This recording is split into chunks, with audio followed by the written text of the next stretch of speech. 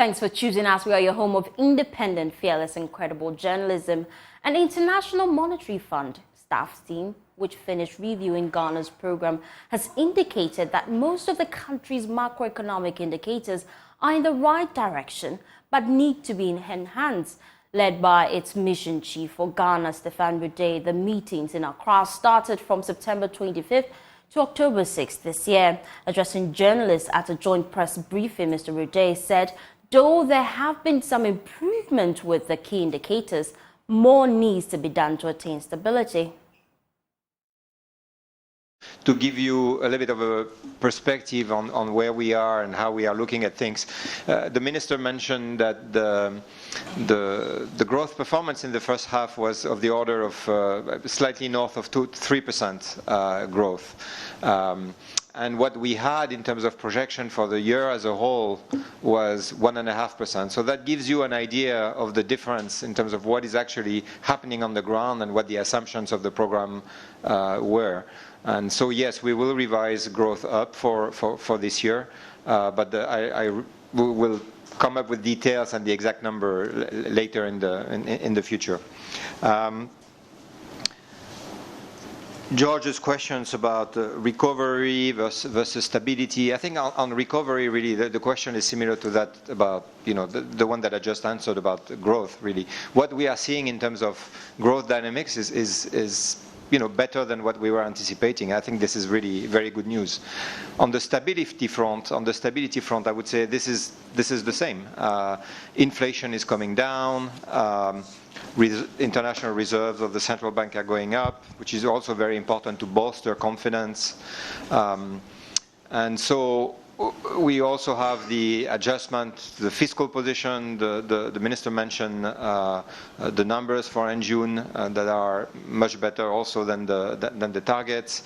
The external position in general is stronger. The currency has become much less volatile than what Ghana has experienced at the end of last year, where it was a very, very challenging situation. So clearly there is a turnaround, there is an improvement, and signs of macroeconomic stability are now emerging. Again, this is not the end of the road. I mean, inflation is 40%. We want to see, everyone in this room wants to see it much lower, but certainly we're coming from a position where inflation was at 54% at the end of last year. And so the traveling direction is certainly the right one, and things are improving. While the Finance Minister, Ken Ofori-Atta, expressed confidence in Ghana reaching a deal with its external creditors before the end of this year, this will pave way for the restructuring of the country's external debt. We've had this history of election over expenditure, but truly, if you look at the targets we have for the fund and the guardrails that we are trying to put together to be able to releases that are required, because in June I think about 300 million will have to release, and then also in December next year. And then we have the World Bank DPO. So those become resources that we can't compromise. And so if anything at all, that would really create a necessary discipline to make sure that we do that. And then we also would have negotiated with the IPPs and also with the Eurobond investors, and we have the DDEP program in place, and these are things that you cannot miss or default on. I think so all of those will really restrain any other expenditure that we might have gotten into. We look at the Zambian experience, and some are worried about the timelines here, especially with the external creditors, the bilaterals, and the Eurobond as well. Looking at the timelines that you have, November ending, are you sure that you'll be able to reach this MOU and this commitment from these partners before we go to the board to get this next tranche released? George, we have to. And I mean, you've seen us move from July 2022 to where we are, which a good number of people were betting that it will be impossible to get to where we are today. and we are here. And I think that's a testament to government's commitment to make it happen. We did get the financing assurances. I had to go to China, etc. Whatever is required to do, we will do. I'm confident that the OCC will come through in time for the board, the executive board approval in November. How is government managing the settlement of coupon rate, coupons under the DDP? I think the only evidence you have is the amazing thing we did August 22nd, and we'll continue to fulfill that. I think the issue is, well, that there's reason maybe for some skepticism, but people should begin to look at the new data and honestly confront what has been done, and with your reach to also international media as to what other countries have been unable to do. So we begin to talk, hope and positiveness in that. For Bank of Ghana Governor Dr. Ernest Addison says a downward trend in inflation is a critical condition that points to economic recovery. I think the important thing to note is that we're happy with the direction of inflation, and we are looking at staying on that path.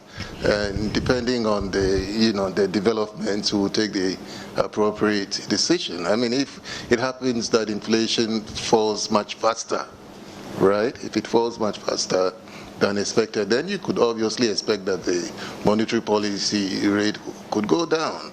On the other hand, if it doesn't, it could also go up. So it's very, dependent on the developments in the data. And just a little clarification on the cocoa board issue. I think that they are still getting the syndication this year. It's just that the size of the syndication is going down from, I think, 1.2 to 800 million. Well, some businesses and manufacturing firms are worried they would be forced to adopt new strategies to avoid paying taxes and shut down operations. It follows concerns of the current tax regime and the Ghana Revenue Authority's recent approach to collecting levies. Mark Bedu Abuaje is Chief Executive Officer of the Ghana National Chamber of Commerce and Industry. He has been speaking on PM Express. The effect of all this is manifesting in the growth of our GDP. If you look at the first quarter growth and then the second quarter, you realize that the key sectors that holds the potential to change the structure of the economy is not doing well. Manufacturing contracted, construction contracted, wholesale and resale contracted. These are the key sectors that will help them to get the revenue. If you continue to impose taxes on them, increase the interest rate, this is what you will see. It is not for nothing that they have revised the GDP growth to the 1.6 that we have, which means that they are telling all of us that the taxes that they have imposed, they are killing a lot of businesses. If you look at GDP, look at the component contribution from government and then contribution from the private sector.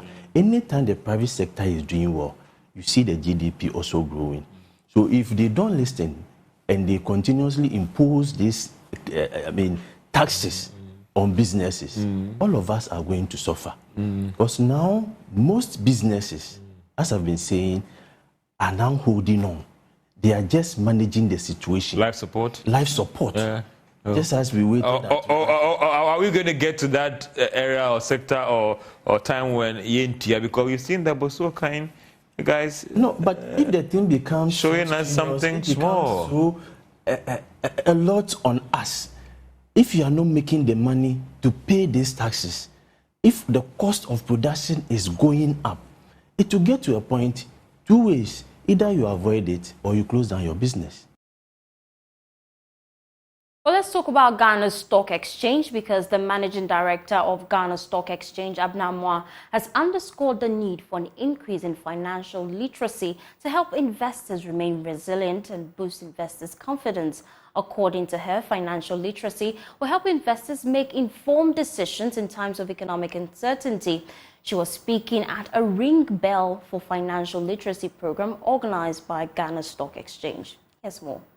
The Ghana Stock Exchange's Ring a Bell for Financial Literacy program forms part of the 2023 World Investor Week celebration. The event was also aimed at impacting the youth with knowledge to make informed investment decisions and reduce its associated risk. According to the Managing Director of the Ghana Stock Exchange, Abena Amoa, financial literacy is critical to making informed investment decisions. It's a matter of our emotional well-being. And that resilience, that investor resilience, we believe can be taught through programs like this that enhance investor literacy and education and protection. Financial literacy and market information dissemination is one of GSC's 3-year strategic pillars. And we've done a lot in the past 3 years with several initiatives. We believe that embedding financial literacy is a call to national duty because we need to support all stakeholders to make sure that this happens. Financially empowered citizens, it is a basic human right because that is what gives you inclusion. That is what helps you step up in wealth generation. Head of Banking and Non-Banking Unit of the Financial Sector Division at the Finance Ministry, Andy Amexon, urged investors to diversify their investment portfolios to withstand market and economic uncertainties. To our capital market players, we know that the industry has made significant strides in recent years, but we must remember that diversification is our shield against unexpected and the unpredictable. Spreading investment across various asset classes remains crucial, especially given the volatile nature of our markets. This vital strategy safeguards our investors from the severe repercussions of single, unforeseen events, thereby preserving their wealth and promoting stability. A well-diversified portfolio continues to be the bedrock of investor resilience. Young people were urged to develop a culture of savings and investments in order to have a secure future. The Ghanaian German Economic Association has called on the Ghana Revenue Authority to apply a human face to its tax enforcement actions being rolled out. According to its president, Stephen Intri, recent moves by the Revenue Mobilization Agency, seen as harassment by traders, could deter investors from bringing in their needed foreign direct investment. He's been speaking to Joy Business at the Doing Business with Germany platform to foster partnership with Ghana and German businesses. Doing Business with Germany is an initiative by the Ghanaian German Economic Association to build partnerships with the Ghanaian and German companies. The platform also discusses business opportunities available to Ghanaian SMEs and how they can break into the German and European markets. Speaking to Joy Business, President of the association, Stephen Entry, called for collaborations between the Ghana Revenue Authority and businesses to ensure smooth tax compliance. If an investor wants to come in, he will find out from Ghanaian investors and existing foreign investors, others who have invested, and find out, my friend, what's the situation in Ghana? Then he might list all these other issues, and they could become a disincentive. Capital is a scary being. It doesn't want to come to a place where it doesn't feel comfortable. That's really the fact of this whole situation. We are willing to support government. We are willing to pay our fair share of taxes to help government to generate enough to meet its development goals. But we also think that perhaps we need to involve others, bring more people into the network, tax net. He further called for more partnerships to boost export and strengthen the local economy. They are looking at opportunities and ways to get their goods to the European market. And it is our task and indeed our responsibility to help them find viable partners for them to reach markets outside Ghana. That's one of the ways to show up unstable currency situation, CD situation. His Excellency Daniel Crow is the German ambassador to Ghana. A summit in November trying to attract more direct investment for Africa, including for Ghana. So we are keen to help to attract more private business investment because we believe that is a real driving force for positive economic development. Doing business with Germany will also offer training and capacity building through partner organizations such as the GIZ to boost the capacity of small and medium businesses.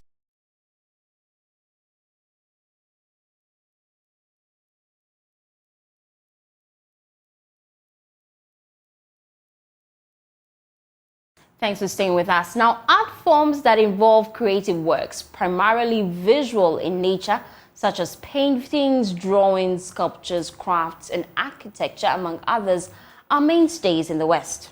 Revelers in Ghana seem to be increasingly embracing the concept of art galleries where they can witness some of these creations. However, the question remains, is the industry truly getting its worth, and what does the future look like for this sector locally in terms of growth? Well, culture journalist with my Joe Online, Kenneth Awatri-Dako, joins me to shed light on this. Kenneth, thanks for joining us here on Marketplace. Now, first of all, is this even possible? So you'd want to start from the point whether or not the industry is seeing some attraction when it comes to the local scene, right? So for me, for instance, I'm a very big art lover. So on some weekends, you will occasionally find a lot of galleries opening and having various exhibitions from different artists. And there you'd find many young people. These days, with the influx of Instagram, among others, you'd find a lot of young men and women, you know, trooping these facilities to take some nice pictures. So if you're someone who's very, very big on social media, especially Instagram, it's something that you'd really love. And so the local artists are also capitalizing on that and are taking advantage to also show more of their works in these galleries locally. So the next question would be, in Ghana, what are some of these young creators that readily come to mind? So there are many of them. There's Ibrahim Mahama, who is doing a lot with his Red Clay studio up north. There's Amwako Boafo down here. There's, what do you call him, Samuel Barnes, also doing some amazing work. When you go to Agbogba right here in Medina, you'd find that Kwesi Butchie is also having a very big, space over there that's hosting a lot of, up and coming and also already established creatives in that space. So there's a lot more that is happening. And even some of these people include stakeholders or people who are having big facilities. For instance, there's Gallery 957 at the Kempinski Hotel. You'd find a very big gallery over there. There's the Nobuke Foundation, amongst others. So there's a whole, many spaces that are there hosting these kinds of showcases. Let's talk money. Is this lucrative?